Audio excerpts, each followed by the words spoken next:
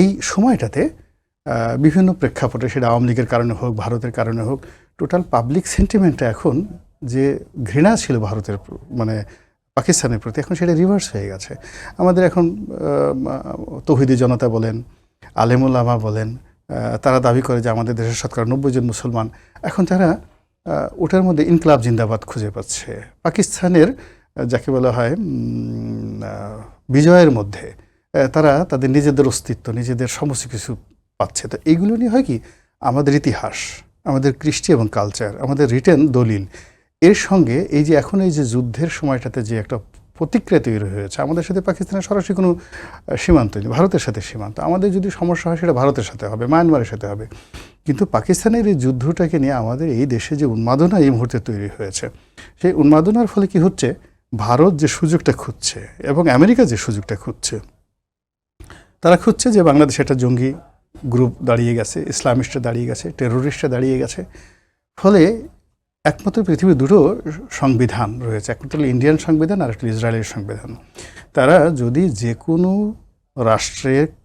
রাষ্ট্রকে নিজেদের safety and সিকিউরিটির জন্য হুমকি মনে করে, তখন তারা সেখানে সরাসরি আক্রমণ চালাতে পারে। এটা অ্যাপ্রুভড বাই দেয়ার কনস্টিটিউশন। তো এখন এই যে বাংলাদেশে যে যুদ্ধ নিয়ে একটা ভাইব তৈরি হয়েছে, এবং এই যুদ্ধ নিয়ে আপনি গিয়ে দেখেন যে পাবলিক সেন্টিমেন্ট, এখন যখন ভারতের সাথে পাকিস্তানের ক্রিকেট ম্যাচ হয়, সেখানে সমস্ত মানুষ যেভাবে ঝাঁপিয়ে পড়ে ক্রিকেটের জন্য পাকিস্তান ক্রিকেট দলকে সমর্থন করে, এখন দেখা যাচ্ছে এই যুদ্ধ নিয়ে সবাই পাকিস্তানের পক্ষে।